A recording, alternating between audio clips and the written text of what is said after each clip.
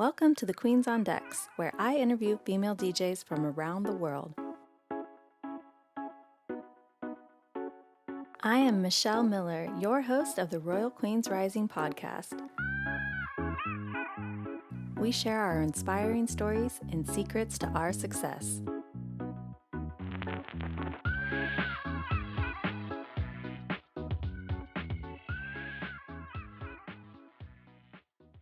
Hi, welcome to the Royal Queens Rising podcast. I'm your host, Michelle Miller. Today, I have a special guest, JLittle. Hey, girl. Hey, Michelle. Thank you so much for having me.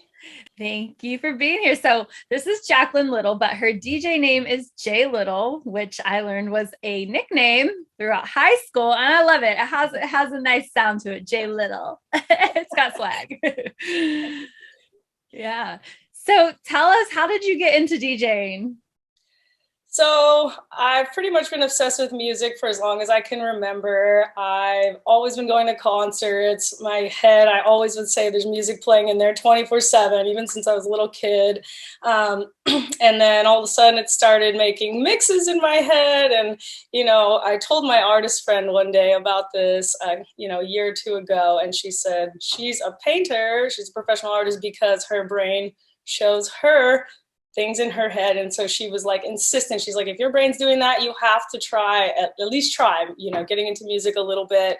And so I wasn't really taking action. It's a little intimidating, and then my husband was just like, you know what, I want to get you a whole setup, like a beginner setup for Christmas. Just pick out what you want. And, he kind of gave me that little nudge I needed along with my artist friend. And so I got a little baby beginner setup just last year, actually, and then quickly ran with it. Yeah.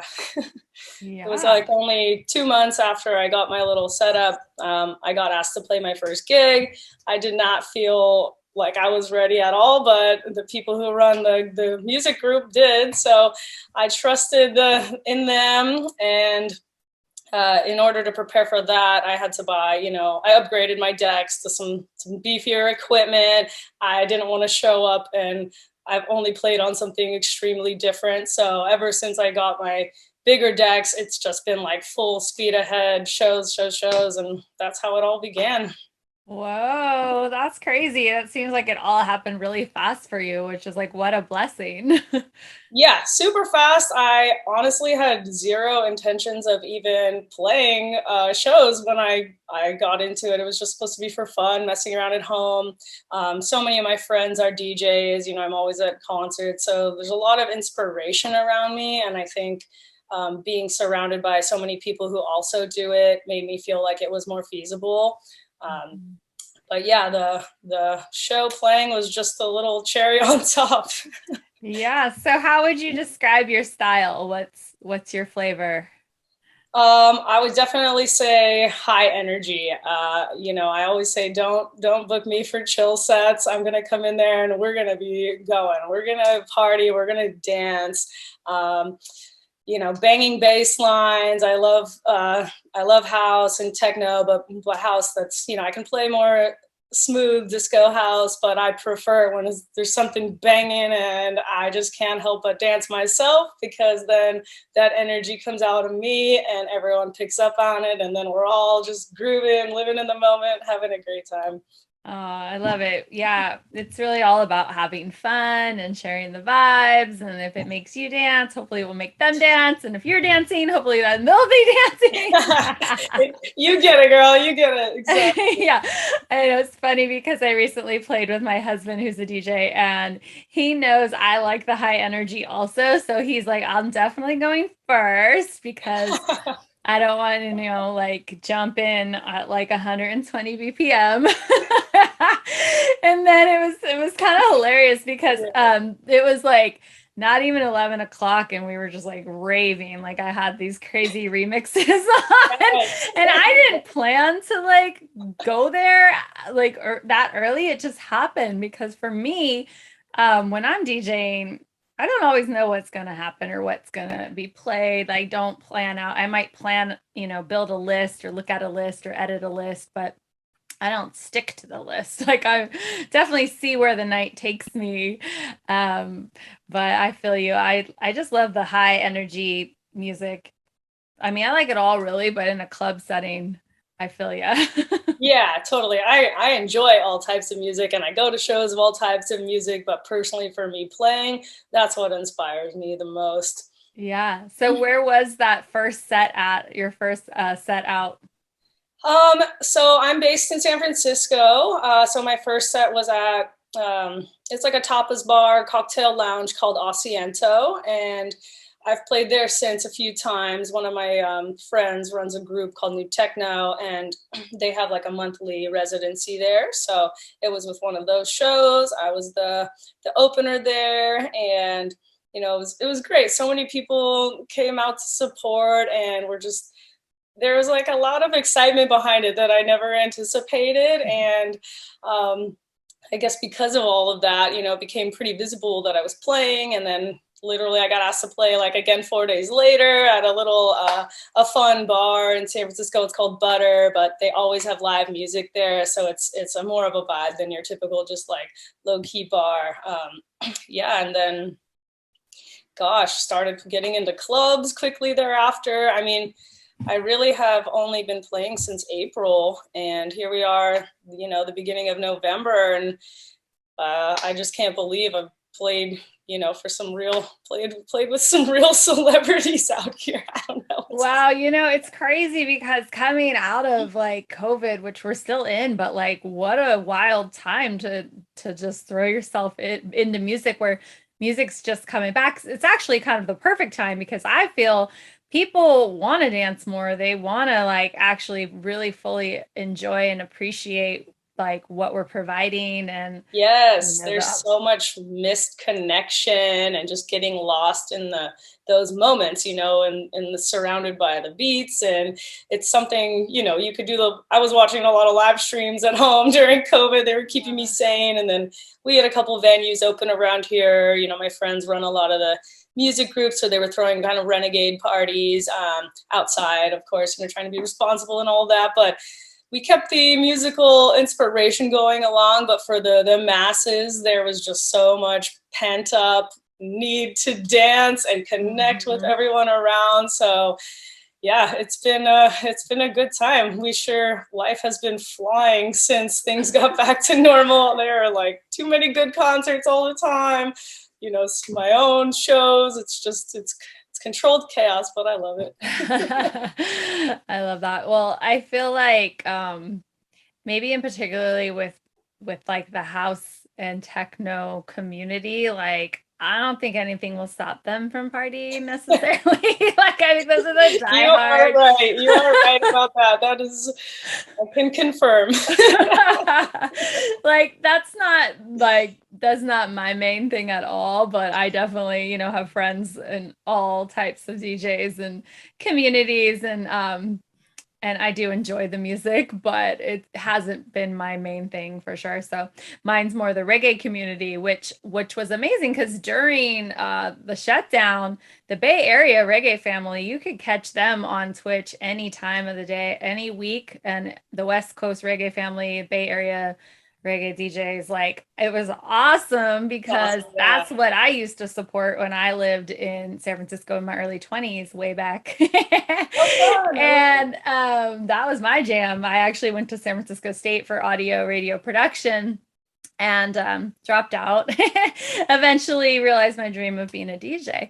But so it's good to hear that you guys were able to keep the party rocking. And I'm so excited to hear like you've had such success getting gigs because that's how it was for me. I was thrown in the fire like that. My husband was like, all right, let's go. Here's the party. Like, I'm like, oh my gosh, and so much to learn, but I'm such a learner by doing. So totally. Yeah, life hands you the opportunities. Be a fool to say no to them. That's kind of how I've been thinking. Even if if I don't feel ready or qualified, somebody does believe that in me. So I should probably believe it in myself, and gotta get yourself out of your comfort zone. That's really where the magic happens. It's scary, but none of this would be happening if I was staying in my kitchen, just messing around like I intended to. So yeah. Wonderful. So who has been your biggest inspiration? Do you have a mentor? Did you have a particular mentor or a couple people, a couple DJs? Gosh, that's hard to say. Well, today I am in a group called Soundproof, and there's a few DJs there. They're obviously my closest inspirations. They are constantly throwing events, from Arizona to San Francisco, and they play all around. I love seeing them. They're growing. They're playing for huge, huge venues, huge, closing after massive names. And it's just crazy to see my close friends doing such big things. So they're a huge inspiration, and I just love the way they operate. And then actually mostly just most of my girlfriends, to be honest. It's such a male dominated space, and that's what led me to believe that I could do it. It just took one of my friends.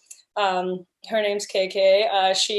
She was giving me virtual lessons during COVID, and she started a little online DJ school, which is all for free, in her mission to help have more diversity in the scene as well. So she's happy to lend her time for free to teach anybody who wants to learn. And she really wanted to get more girls into the game.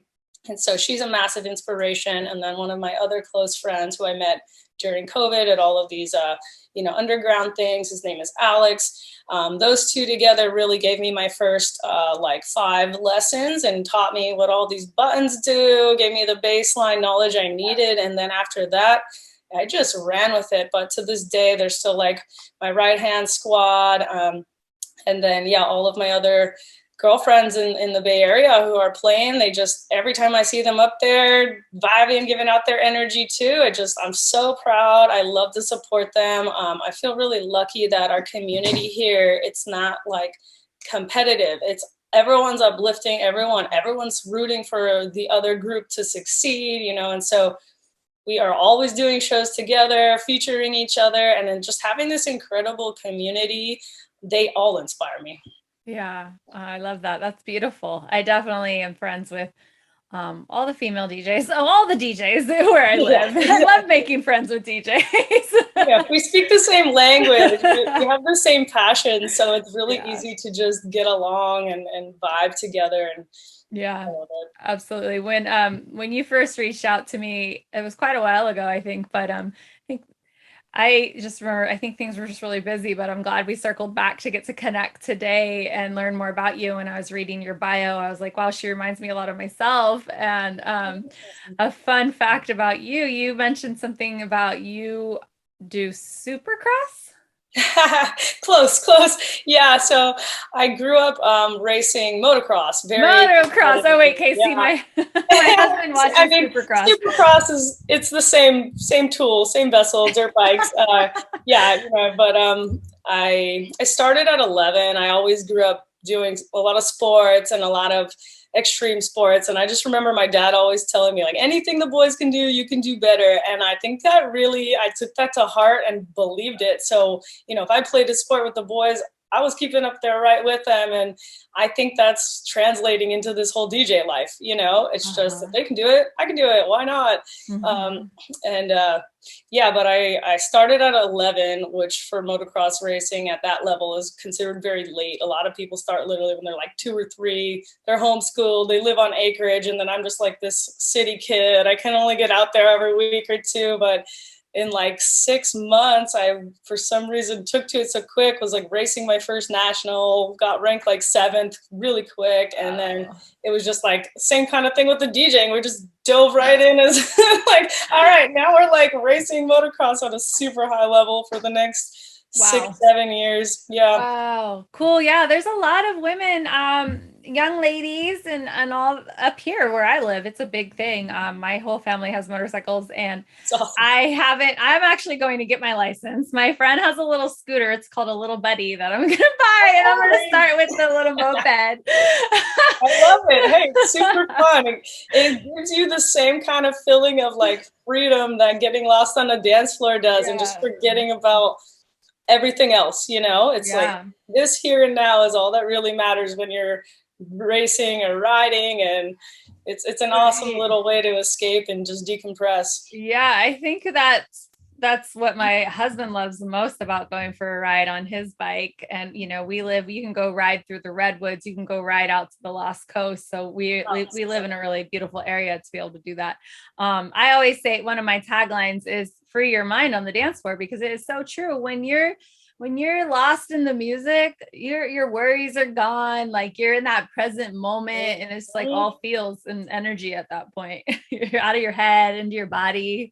It's magic. It's truly magic. And I'm glad you totally understand all of this for the same reason. Yeah. So because house and techno are not my main genres that I do a lot of weddings these days. My background started with reggae and dancehall when I was young. And I want to learn more about the house and techno. And through the interviews, I've been learning like there's a million styles of them. Like I was interviewing someone from Africa and she told me about romantic techno, and I'm like, I'm intrigued. And I did recently find this new site that really breaks down like all types of music and sound and energy and feels and like all the different names. So I'm going to be studying more, but can you maybe give me a couple artists or maybe a couple songs, tell our audience, what are you jamming to? Like, what are your go-tos?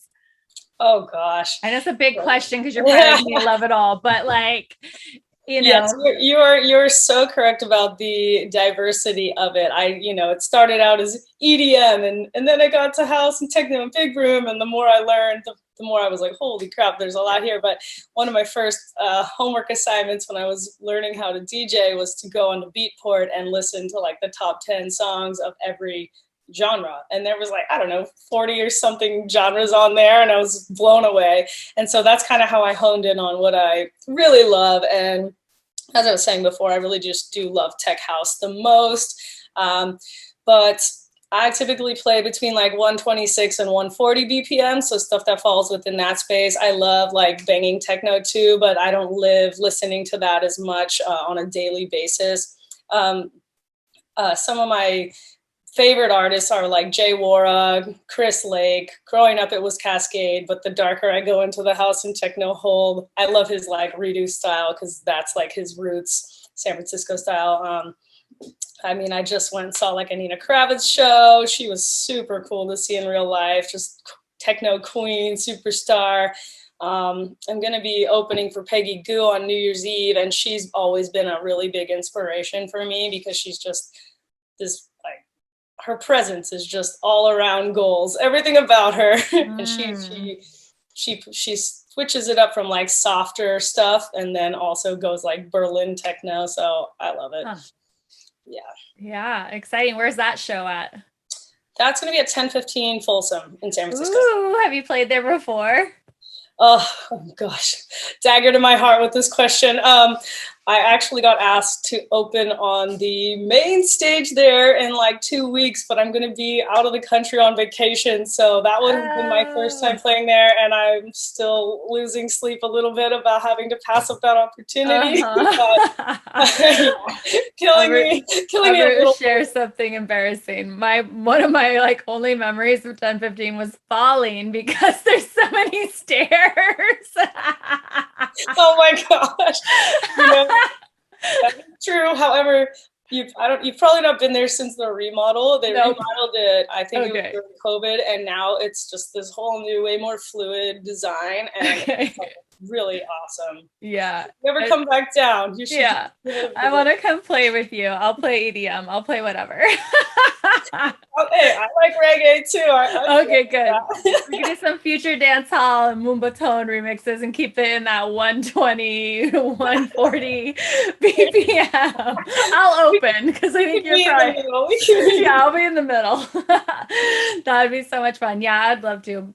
Definitely. I like when I interview people, I'm like, one of these days we're all going to get together and have a big party. Oh my gosh, that would be a really awesome party. I'm down for that. So have you heard of Northern Nights Music Festival? Yeah, absolutely. I've friends who go there. Yeah, that's where I play and where I live. I love it. Yeah, I mean, I'm born and raised here, so I know all about the reggae festivals, reggae on the river, Northern Nights. We're just always going to festivals, concerts. You can't, you know how there's too many of them to make it to all of them, but I sure would love to if I could. Yeah, seriously. Give you a call if I make it up there. Yeah, absolutely. I know when I lived in the Bay Area, I used to say we were clubbing 8 nights a week because there's so much to choose from. And we were driving from Petaluma, so we had like an hour commute. I was like always the driver, and I was always the one like, okay, these are the 3 parties to choose from tonight. And it was expensive. And so we started flyering and passing out flyers so we could get in and support our clubbing concert habit. You totally understand my controlled chaos preferences. Then it's ridiculous with the amount of options we have here.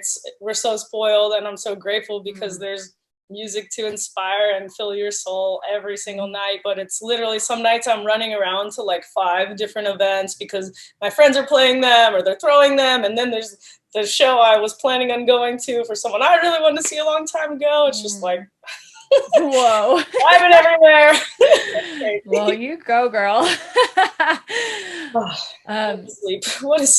Yeah. So how can we find you online and best support you? My Instagram, JLittle Music, is what I'm most active on. I do have a Facebook, but to be honest, I only turned it back on because I needed it for proof to get access to this DJ only website. So it's kind of dormant. And then soundproofus.com is the music group I'm with. They always have our upcoming shows and information on there. The Soundproof Instagram as well, and then my personal SoundCloud, which hopefully you can link to with this podcast. Yeah. JLittle Music, everything. There's just an underscore in there. Okay, awesome. Yeah, we'll post all the links. So like to end it with, what is some advice you have for somebody that is listening that is like they want to DJ but maybe they're scared? You have to just start. Just start. I wish that I had started earlier. I've been thinking about this for a long time. Had I started earlier, I would have way more skills than I do now. I feel like I'm going to be playing a constant game of catch up. So literally order some equipment. There's beginner sets out there for $250. Go find some used stuff online. Start messing around with it. YouTube has tons of videos. I was watching a ton of videos. If you're lucky enough to know at least one person that plays, have them come over. I was lucky to know 80 people that play, and trust me, I was utilizing their knowledge. I would invite them over. They would come teach me. I would go to their house. I study, like when I'm watching shows or watch my friends, I'm learning from everybody always. So just come in with a hunger, come in with an appetite, just hit the ground running, and within 6 months you could be playing for superstars. I love it. I love all of it. It's super on point. I know. I'm like in the club. I'm like, I'm in school right now. I'm studying. So when we awkwardly standing here staring at the text.